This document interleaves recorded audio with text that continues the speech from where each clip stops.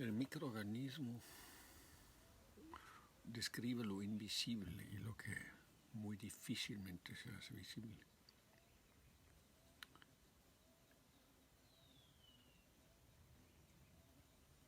Y con esto la gente mayormente no sabe de qué se trata. El primer contacto con el término microorganismo es normalmente cuando se mencionan como posibles causas de enfermedades. Y no se menciona en la escuela que no solo pueden ser causas de la enfermedad, sino también causas de la vida. Porque en la vida que existe en el planeta hay mucho más microorganismos que otros seres. Hay mucho más insectos que humanos. Hay mucho más animales que humanos. Sin embargo, el humano piensa poder definir el mundo vivo desde su perspectiva. Pero ¿qué es? Solo esto, su perspectiva. Y descarta primero lo invisible, segundo lo difícilmente visible y tercero lo desconocido. Y peor todavía, todo lo que no quiere conocer, porque en la educación humana desde un principio se define todo lo que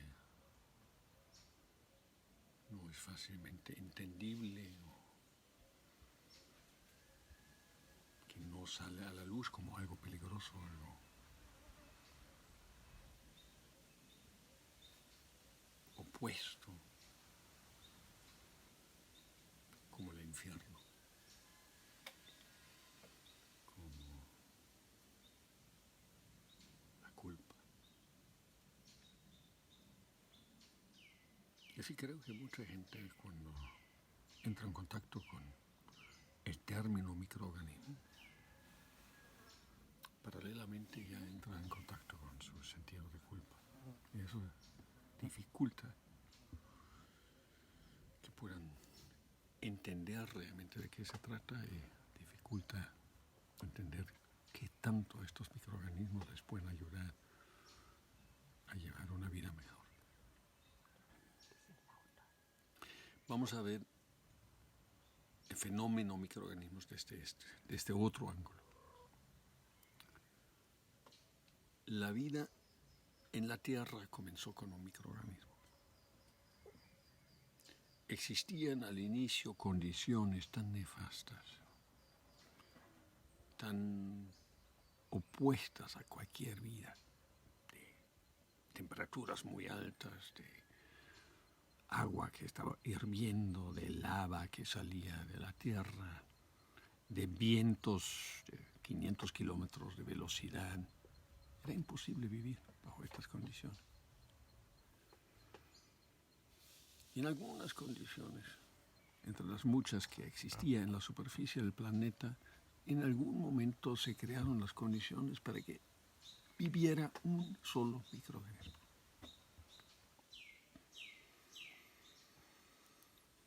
Un microorganismo que hoy en día todavía lo conocemos, sigue existiendo, no sé si en la forma original o un poco variada, pero tiene una gran capacidad. Es un microorganismo que sabe aprovechar la luz. Y cuando ya en la Tierra desaparecían las nubes, las contaminaciones en el aire y pasaba más luz a la superficie, este microorganismo logró aprovecharse de esta luz y comenzó a transformarla en energía. Y esta energía se hacía disponible. Con el tiempo, con los millones de años, aparecían otros microorganismos aprovechándose de este acumulador de energía que ya existía y añadieron otras capacidades y otras y otras y otras. Con el tiempo se iban formando comunidades de microorganismos. Las comunidades formaron redes de microorganismos. Y dentro de estas redes de microorganismos, todos aprendieron algo que llegó a ser el denominador común entre microorganismos: cooperar.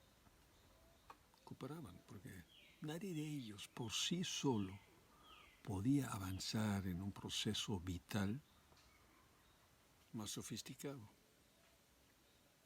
Pero como comunidad sí lo lograban. Y llegaron a poblar la tierra, limpiaron el agua, crearon las primeras biomasas. En estas biomasas se desarrollaron los primeros seres un poco más complejos. Plantas, animalitos, primeros animalitos muy semejantes a los microorganismos, y se iban desarrollando más. Con el tiempo, lo que antes habían sido puras redes y asociaciones de microorganismos llegaron a formar órganos. La única diferencia entre un órgano, su metabolismo, y una red de microorganismos es que el órgano cuenta con membranas, cuenta con un espacio definido, pertenece a una entidad definida, mientras los microorganismos andaban libres.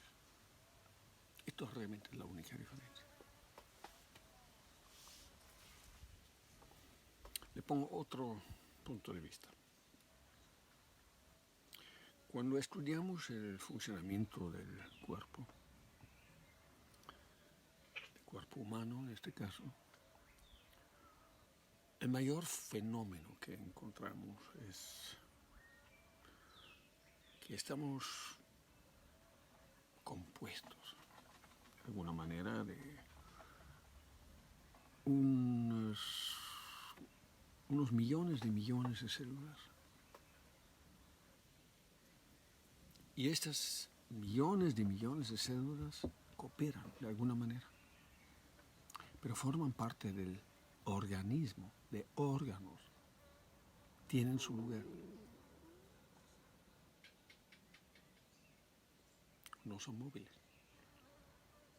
¿Cómo entonces se comunican entre ellos? Mientras la red de microorganismos, las entidades menores, los microorganismos, se movían según la necesidad, se desplazaban de un lugar a otro. En el cuerpo eso ya no es posible. La funcionalidad de cada órgano, de cada tejido, de cada grupo de células está bien definida. Es decir, hay un fenómeno que separa los órganos y el cuerpo del mundo de libres asociaciones, que habrá que entender para realmente entender cuál puede ser la relación entre estos cuerpos humanos y su medio ambiente. Porque obviamente existe esta relación.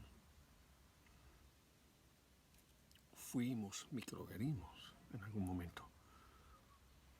Fuimos alguna parte de estas redes de comunicación y de interacción que hoy en día son órganos. Me puse a estudiar la estructura celular. Hace décadas me hice geneticista y hice el esfuerzo para aprender todo lo que se sabía de la genética. Y realmente hace 40, 50 años era poco. Ya todos decían que la genética era la ciencia natural más avanzada, pero hoy veo lo que hacíamos en aquel tiempo teníamos conocimientos mínimos realmente y malas interpretaciones, pero por lo menos como investigadores del caso nos nos poníamos las preguntas correctas.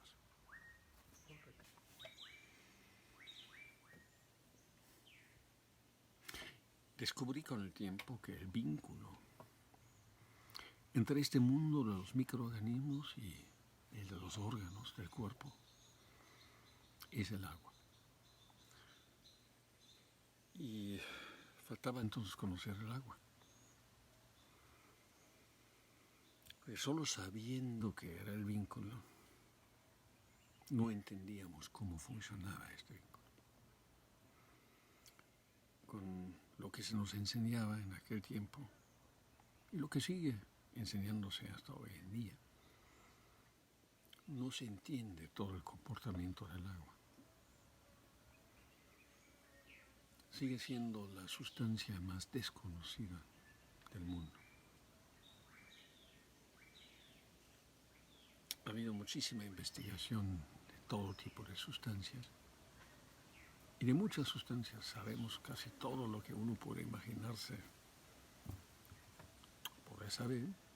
Y el agua es la sustancia que por masas compone el 75-78% del mundo. Sabemos muy, muy poco. Y conocemos muchas contradicciones entre diferentes tesis y hipótesis que tenemos acerca del agua y entre diferentes ocurrencias o fenómenos del agua. Entonces me lo puse a estudiar. Lo primero que resalta como un hecho muy importante es, obviamente todos los microorganismos viven con agua. Y todos los cuerpos igual viven con agua. Sin agua no pueden operar. Entonces, si el agua es su medio, ¿cuáles son las funciones que puede tener?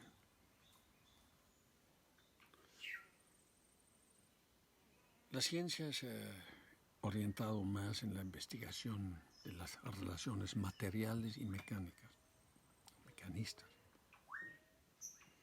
Y descubrieron al inicio la relación entre ciertos nutrientes, ciertas sustancias que ocurren en el medio ambiente y que influyen en la composición y construcción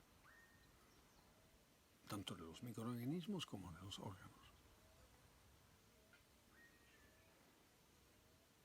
Y hoy en día se enseña que los metales, los sales, los minerales, los compuestos orgánicos son importantísimos, que van formando cuerpos. Pero cuando yo me puse a investigar estos fenómenos, con el cuestionamiento de lo que eso puede ser el agua, llegué a tener una visión completamente diferente. Voy a dar un ejemplo. Una de las sustancias más importantes del cuerpo humano y de muchos animales es la hemoglobina en la sangre. Es una sustancia absolutamente vital.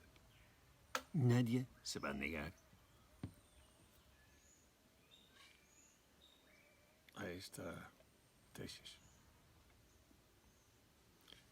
¿De qué está compuesta la hemoglobina? Analizando la estructura molecular encontramos hidrógeno y oxígeno, y más hidrógeno y más oxígeno en unas estructuras muy complejas, muy bonitas, enormes, y buscando más y más y más entre los tantos átomos de hidrógeno y oxígeno, con mucha suerte encontraremos por algún lado en el centro un átomo de fierro. Comparando esto con un edificio grande, podríamos decir que todo el edificio está hecho de hidrógeno y oxígeno. Y solo en la oficinita del director general existe este átomo de fierro. Es una milésima de la milésima de la milésima parte de la estructura. Bueno, ¿qué es el resto? Hidrógeno y oxígeno son agua, derivados de agua.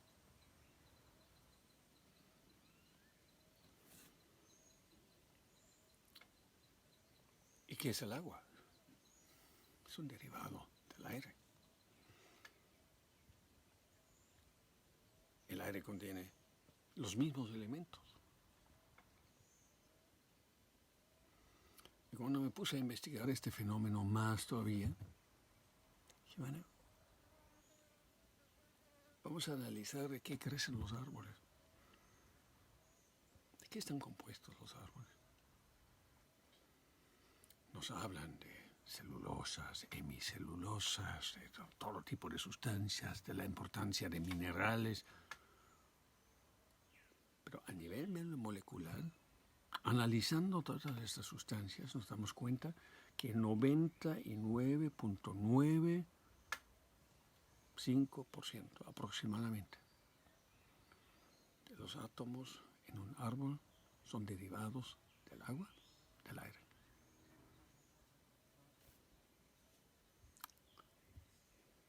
Las grandes células, los mayores organismos en el mundo, están compuestos de aire transformado. Y las sustancias más sofisticadas en su estructura son, por ejemplo, una de las más importantes, la clorofila.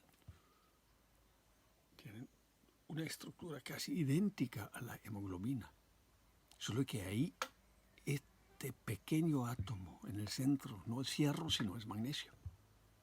La estructura es casi la misma. Y el resto, un derivado del aire y del agua. Y eso es lo mismo en los microorganismos que en todos los seres. Me puse a investigar un poco más. A nivel celular se sabía muy poco.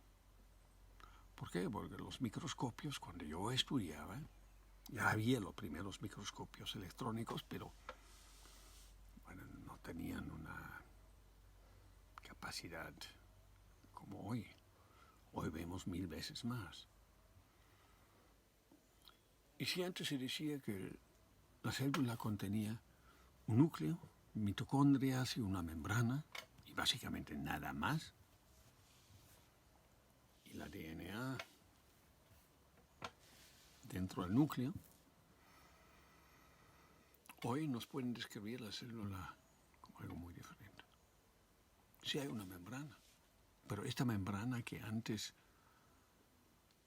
se describía como herméticamente cerrada, que me parecía muy raro, que no tuviera comunicación con el exterior, hoy aparece como una membrana llena de estructuras especializadas para vincularla, para relacionarla con el exterior. Las más importantes de ellas son las acuaporinas, son pequeños canales que van hacia el exterior, que conectan el líquido intracelular con el intercelular. Y entramos de las acuaporinas a la célula y vamos a encontrar primero con unas 5000 estructuras en cada célula que flotan ahí, que lo único que sabemos es que son proteínas. Y bajo el microscopio se ven casi idénticos a muchos microorganismos. Es decir, es muy difícil diferenciar entre lo que son proteínas indefinidas y asociaciones de microorganismos. Ahí está de repente este mundo de redes y comunidades de microorganismos que vemos afuera de los organismos adentro de nuestro cuerpo. Y ambos comunican por medio del agua con las afueras, porque el agua sí tiene la capacidad para aprovechar las acuaporinas y conectarse con el espacio intercelular. Solo que los investigadores se dieron cuenta que el agua normal no cruza. La membrana sí es impermeable para agua normal. Aprendimos más, vimos más con el tiempo. Hoy sabemos que el agua puede cambiar. No solo cambia de vapor a líquido, o de líquido a hielo, o de vapor directamente a hielo, sino puede cambiar a otra fase más, la cuarta fase del agua.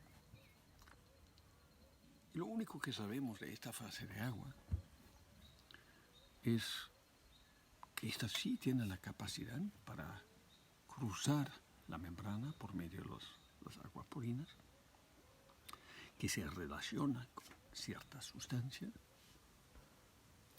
y que puede instantáneamente cambiar de una fase a la otra. Es como un switch. Es algo que de un momento al otro puede pasar de un estado de una energía a otra energía.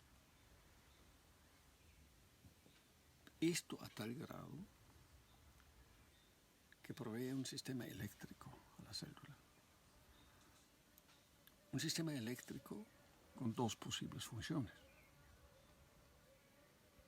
Y posiblemente existan todas estas funciones a la vez. Uno es como el acumulador de energía en la célula para que la célula tenga energía a su disposición.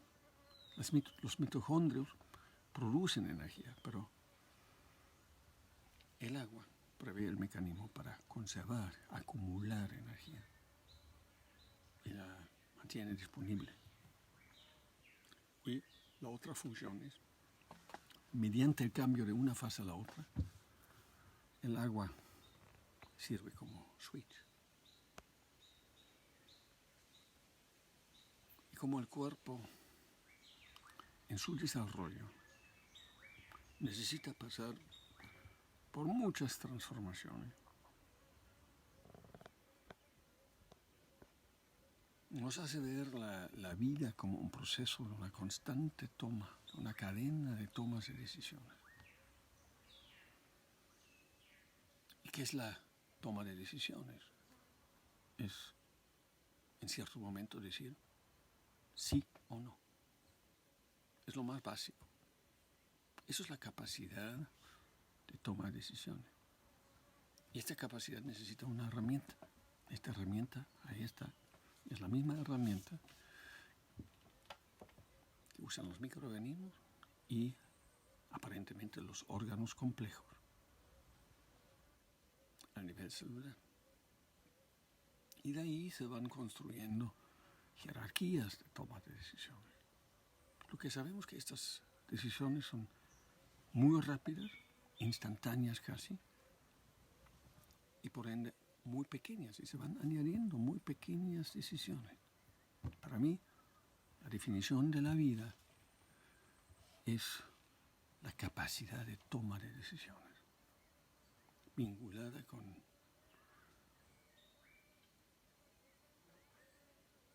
el sentido, que es el objetivo general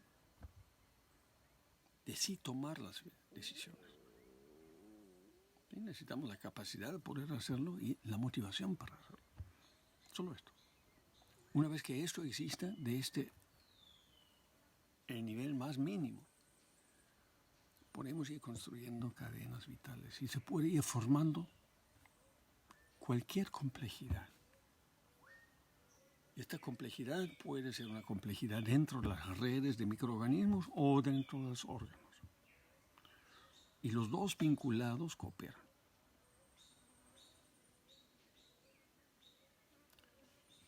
Hace algunos años, los investigadores especializados en esas materias opinaban que el cuerpo femenino albergaba aproximadamente 4 millones de microorganismos, aparte de 3 a 4 millones de células. Es decir, matemáticamente hay una cooperación al 1 por 1 entre órganos o células, órganos y células externas, libres, microorganismos. El mismo cuerpo humano, en cuanto a materia, está compuesto de un 76% de agua. Pero si en vez de pesar la materia, contamos las moléculas o los átomos presentes en el cuerpo, el resultado es diferente. El cuerpo humano, igual como el árbol, está compuesto de 99.9x% de agua y aire. O más bien, lo que proviene del agua y del aire. Nada más. Y toda su forma, toda su funcionalidad, toda su capacidad es definida por el tipo de relaciones entre órganos y microorganismos. Y estos microorganismos son los mismos que existen en todo el mundo, en las selvas, en el agua, en los animales, en donde sea. Son comunidades que operan de maneras diferentes, pero básicamente están compuestas siguiendo los mismos principios. Entonces, cuando los sabios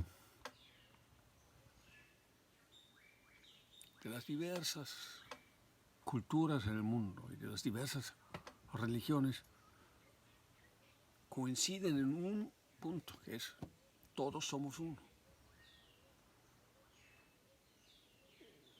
Solo constatan lo que científicamente tenemos que constatar. No hay separación en el mundo natural.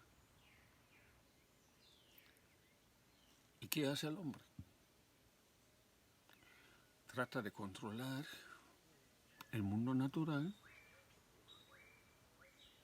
y ejerce su control tal como ejerce el control sobre el mismo hombre, con terror, con fuerza, matando, separando, excluyendo.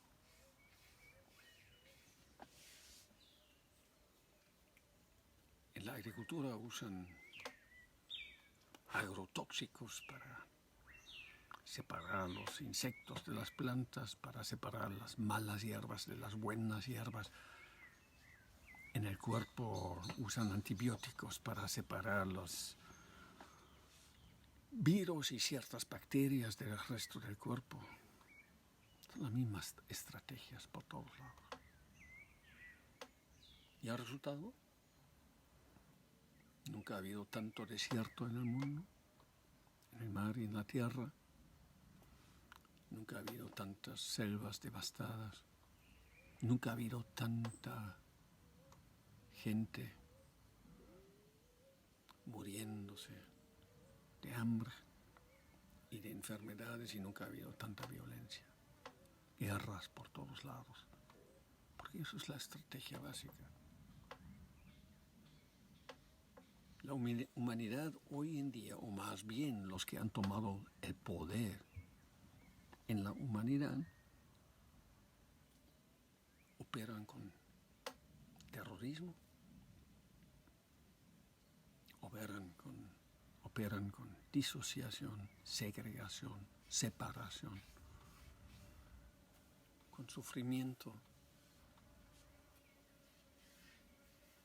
mientras el mundo natural, y digo mundo natural incluyéndonos a nosotros mismos, trabaja con los principios completamente opuestos. Con la formación de comunidades, la cooperación entre comunidades, la formación de redes, y todo esto con una increíble simplicidad, sin basura, con compuestos fácilmente reconocibles.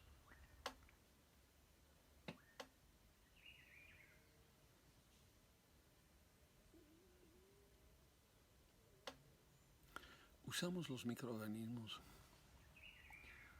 para remediar algunas de estas rupturas que se produjeron entre el hombre y su medio ambiente. Lo que él llama medio ambiente. Porque nosotros igual somos parte de este medio ambiente. Somos uno. Y sabemos que los microorganismos, si una vez tuvieron la capacidad de construir este mundo, cuando estaba en su estado más nefasto,